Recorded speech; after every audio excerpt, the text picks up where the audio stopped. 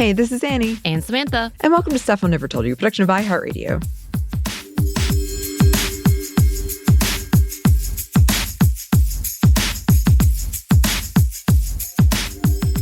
And today, let me put this date here, December 3rd, 2024, we are talking about someone who's been on a lot of people's minds and really has had people talking, though she doesn't even know a lot of other people don't exist. Like, she doesn't know you, and yet we're talking about her.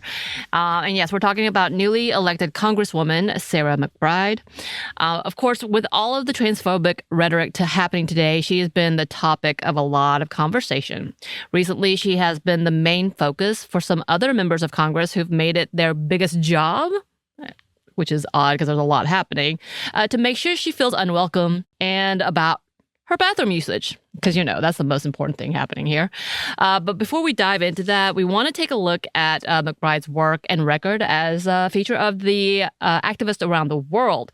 FYI, this has become a two-parter. So yes, we're going to kind of split about what is happening, how she got here, and what is happening today. And then we're going to talk about the reaction, because there's a lot of comments happening, specifically from the trans community, rightly so. So we do want to reflect on that. For those in the trans community, for those in the queer community, content warning, obviously we're going to talk about anti-queer rhetoric and conversation, anti-trans rhetoric and conversations. So this is a bit much, I understand. But we also do want to take moments to celebrate a woman who has worked really hard to get to where she is and felt that it is important that she does it as her true self, which I think is a bigger conversation we don't talk about enough because instead the world is awful. Anyway. Here we go. Let's go into it. So who is Sarah McBride? McBride has stated she has always had an interest in politics. Born to David and Sally McBride in Wilmington, Delaware, McBride isn't a stranger to policies and standards in general. Her father was a lawyer while her mother was a counselor, and she's actually the founder of Cab Calloway School of the Arts, which Sarah did attend. She soon earned her bachelor's in 2013 from American University of D.C., and it's during this time McBride talks about how her interest in politics really grew. She had already worked as a staffer for different Delaware campaigns, including for Governor Jack Markle, Attorney General Beau Biden, and she would soon after be elected as the student body president at American University. And it was during this time that McBride came out as trans. And even then, she was getting attention just for existing and coming out. She made headlines in 2012 coming out, and within the same year, she was the first trans woman to work in the White House as an intern for the Obama administration. But as we said, her coming out was on public display. Here's a bit from her Wikipedia page. McBride's coming out was featured on NPR, The Huffington Post, and by Lady Gaga's Born This Way Foundation. That's an interesting added to the other two. But hey, that's interesting. After coming out, McBride received a call from Delaware Attorney General Beau Biden saying, quote, "Sarah, I just wanted you to know I'm so proud of you. I love you, and you're still a part of the Biden family." Vice President, now President, Joe Biden expressed similar sentiments, sharing that he was proud of her and happy for her. So definitely already has that link, has been doing this work for a minute. It's one of those moments where I'm like, man, you did a lot. What was I doing in 2013? I was working for the government. Just not on that level. Yeah. Important as well. You were working for feminist content. We were doing things. We were. So as an intern, McBride was hard at work advocating for LGBTQ rights and issues. And she was praised for her work during her time there. She has acknowledged the difficulties in coming out. Here's what she published in her coming out article for the university paper. She writes, "I wrestled with the idea that my dream and my identity seemed mutually exclusive. I had to pick. My life was passing me by, and I was done wasting it as someone I wasn't." I'm sure that article was really impactful as well as very hard to write. From what I read, that it was really moving and touching in the words that she printed. And doing so as a public figure, I couldn't imagine. And becoming her true self propelled her forward in her activism as well. In 2013, McBride was a part of the board of directors of Equality Delaware, advocating for legal protection for the trans and queer community. And soon she helped pass legislation to help prevent discrimination based on gender in 2013 in the state of Delaware. After her success with this legislation, she worked with the Center of American Progress to advocate for the rights and protection of the LGBTQ plus community as well.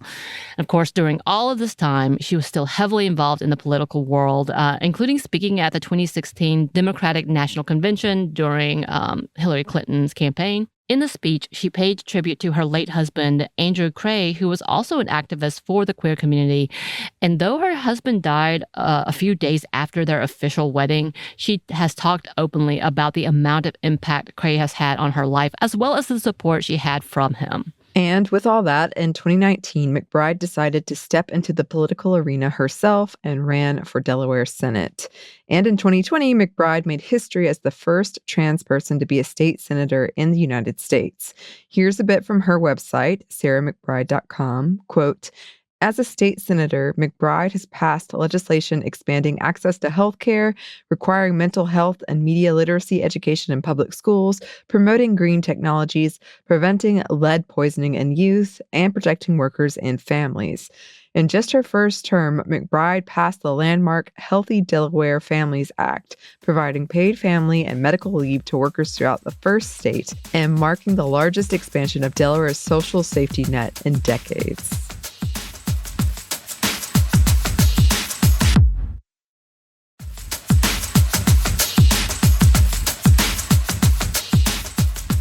So with all of that under her belt, she has now been elected as the first trans person in the United States House of Representatives. She announced her intention to run in 2023 to replace Representative Lisa Blunt Rochester. She was actually endorsed by Rochester.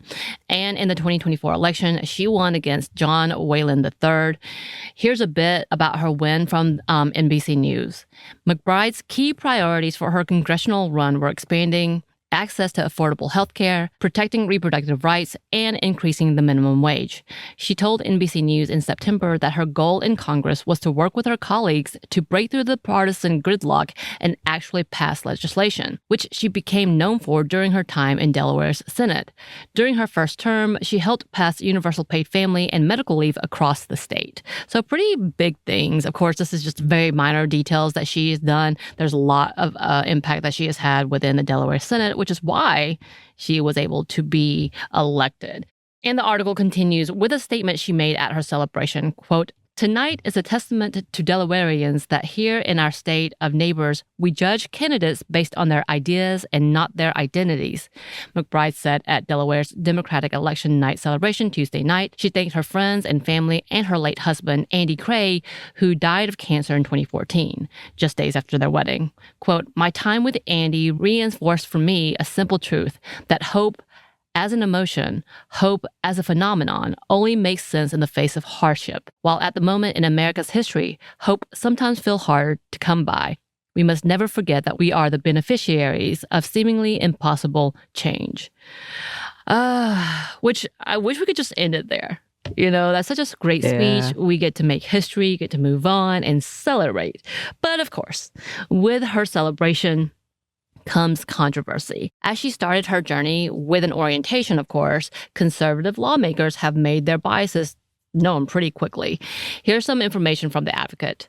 Just over 2 weeks after her historical election as the first out transgender member of Congress, Delaware Democratic Representative Elect Sarah McBride is facing backlash from the members of the trans community over her response to Republican Speaker Mike Johnson's policy banning transgender people from using restrooms aligned with their gender identity in House-controlled facilities in Washington, D.C. Yeah. And a bit more from the New Yorker, quote, "As the first transgender member of Congress in history, she also experienced an orientation in naked aggression. Within days of her arrival, Nancy Mace, a Republican from South Carolina, introduced a resolution that would restrict access to all single-sex facilities on Capitol Hill to those of the corresponding biological sex. In other words, Mace sought a bathroom bill and made clear that she absolutely intended it as a reaction to McBride. I'm not going to stand for a man, someone with a penis in the woman's locker room, Mace said, who had claimed to be pro-transgender rights as recently as last year, said of her new proposal. She also added an odd pseudo-feminist twist. It's offensive that a man in a skirt thinks that he's my equal. Mace found support among Republicans, including Speaker Mike Johnson and Marjorie Taylor Greene, who, according to Politico, told colleagues that she would fight McBride were the two of them ever to meet in a woman's bathroom on the Hill. So professional. Yeah. It's so professional. I'm going to fight you because you exist. Yeah. Really? Wow. And yeah, obviously that rhetoric that May said would be what we talk about as terse. That twist, feminist twist. I love how they said that instead. I mean, it's true, I guess. Yeah. And disappointingly, not many of McBride's coworkers have stood up for her or for trans people with this specific issue. However, Alexandria Ocasio-Cortez, AOC, was one of the few who did, who called the bill disgusting. Of course, so there's a lot more to be said. We want to come back and talk about McBride's reaction to this, as well as a lot of the trans community and the queer community, because it unfolds a lot. So it's not our typical way of doing things here at the Activists Around the World, but I think it is important that we look at this conversation on a deeper level because it does impact so many. This has a lot of implication. Unfortunately for McBride, she's kind of become a talking head, I guess, for the transgender community. As a leader, it would be lovely if we could just say she made it there and we're excited. And yes, she has some hiccups, but not that many, and we're cool with it. And everybody is advocating and supporting her. But that's not the case. So we're going to take a pause this week and come back for the following week as a part 2 about the reactions to McBride and this bathroom banning bill. Yes. Yes. So keep an ear out for that. But in the meantime, if you want to contact us, you can. You can email us at stephanie@momstuff@iheartmedia.com. You can find us on Twitter at momstuffpodcast or on Instagram and TikTok at Stuff I've Never Told You. We're also on YouTube. We have a TeePublic store, and we have a book you can get wherever you get your books. Thanks as always to our super producer, Christina, our executive producer, Maya, and our contributor, Joey. Thank you. And thanks to you for listening. Stuff I Never Told You is a production of iHeartRadio. For more podcasts from iHeartRadio, you can check out the iHeartRadio app, Apple Podcast, or wherever you listen to your favorite shows.